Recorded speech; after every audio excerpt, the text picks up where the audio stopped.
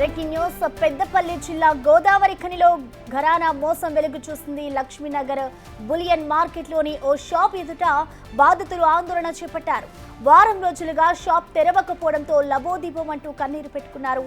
తమ అవసరాల కోసం డబ్బులను వడ్డీలకు ఇవ్వడంతో పాటు పెళ్లిళ్ల కోసం బంగారు ఆభరణాలు తయారు చేసేందుకు చాలా మంది నగదు ఇచ్చారు. ఆర్థిక పరిస్థితి బాగాలేని వారు ఆభరణాలను కుదిపెట్టి డబ్బులు తీసుకున్నారు. ఇక నమ్మకంగా ఉన్న వ్యాపారి దాదాపు 8 కోట్ల రూపాయల నగదు బంగారంతో ఉడాయించినట్లుగా బాధితులు ఆరోపిస్తున్నారు. దీంతో షాప్ ముందు బైఠాయించారు బాధితులు. తమకు రావాల్సిన నగదు ఆభరణాలు ఇప్పించాలని పోలీసులను వేడుకున్నారు.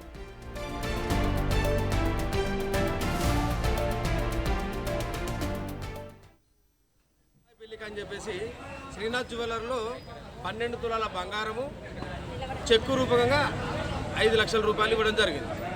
అయితే మాకేం చెప్పారంటే మేము ఆర్డర్ తీసుకున్న తర్వాత ఈరోజు ఇస్తా రేపు ఇస్తా అనుకుంటూ 2 సంవత్సరాల నుండి తిప్పుకుంటున్నాడు ఆయన.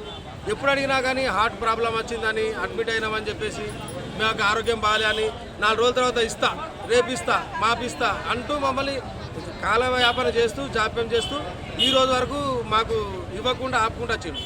ఇక నాకు ఇచ్చిన డేట్ ప్రకారం 1వ తేదీ నాడు ఇస్తానన్నారు. 1 దాటిపోయింది, 2 దాటిపోయింది, ఇక 5వ తేదీ కూడా దాటిపోయింది అని చెప్పేసి ఈరోజు నేను వచ్చినాను బంగారం మరి ఇస్తారని చెప్పేసి. వచ్చేసరికి బోర్డు తీసేసిర్రు. మొత్తానికి అతను పారిపోయిన విషయం అయితే తెలుస్తుంది. ఇక ఈ విషయంలో ఇక మరి మేము ఇక పోలీస్ స్టేషన్లో కంప్లైంట్ ఇవ్వాలనుకుంటున్నాము. ఇక మరి పోలీసు వ్యవస్థ మాకేమన్నా సాయం చేస్తుందేమో, మరి మా డబ్బులు మాకు ఇప్పిస్తారని ఆశపడతాను. ఈ ఘటనకు సంబంధించిన కంప్లీట్ డీటెయిల్స్ ని మా ప్రతినిధి శ్రీనివాస్ అందిస్తారు. శ్రీనివాస్, అసలు ఈ మోసానికి సంబంధించి డీటెయిల్స్ ఏంటి, ఏం జరిగింది, ఎంతమంది బాధితులు ఉన్నారు, ఇటు పోలీసులు దర్యాప్తు ఏ విధంగా ఉంది శ్రీనివాస్?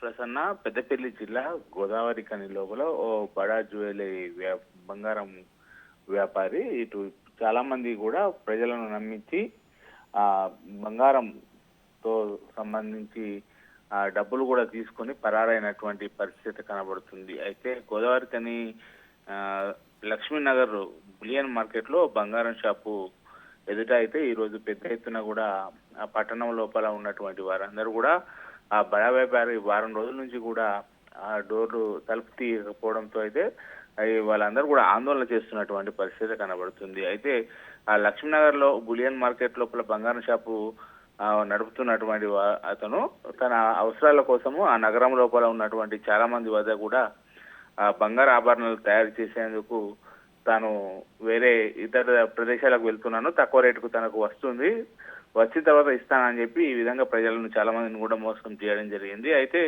ఆ నమ్మకంగా ఉన్నటువంటి వారందరూ కూడా అతని దగ్గర పెద్ద మొత్తంలో ఇటు పెట్టుబడి పెట్టారు. అదేవిధంగా ఇటు పెళ్లిల కోసం కూడా చాలా మంది ఆభరణాలు తయారు చేసుకోవడానికి కూడా బంగారం కోసం అతనికి డబ్బులు కూడా ఇవ్వడం జరిగింది. అయితే గత వారం రోజుల నుంచి కూడా ఆ షాపు తలుపులు తెలుసుకోకపోవడంతో అయితే ఈ రోజు పెద్ద ఎత్తున కూడా అతని యొక్క బాధితులు లక్ష్మీనగర్ దగ్గరికి వచ్చి ఆ షాప్ ఎదుట బైఠాయించి అయితే ఆందోళన చేపట్టారు. తమకు రావాల్సినటువంటి నగదుతో పాటు బంగారు ఆభరణాలు కూడా ఇప్పించాలని అయితే పోలీసులను వేడుకున్నారు. మరి షాపు యజమాని నిజంగానే ఆ డబ్బులతో పాటు ఉడాయించాడా లేకపోతే బిజినెస్ కోసం వేరే ప్రదేశాలకు వెళ్ళారా అనేటువంటి కోణంలో అయితే పోలీసులు ఎంక్వైరీ చేస్తున్నారు.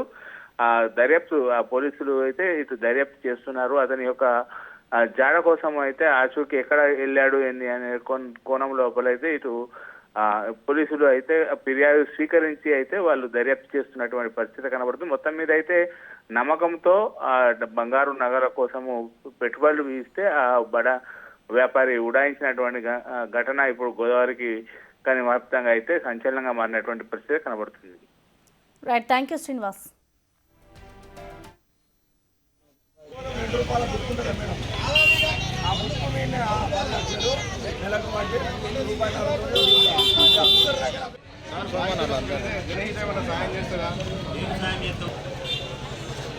సాయం చేస్తారా?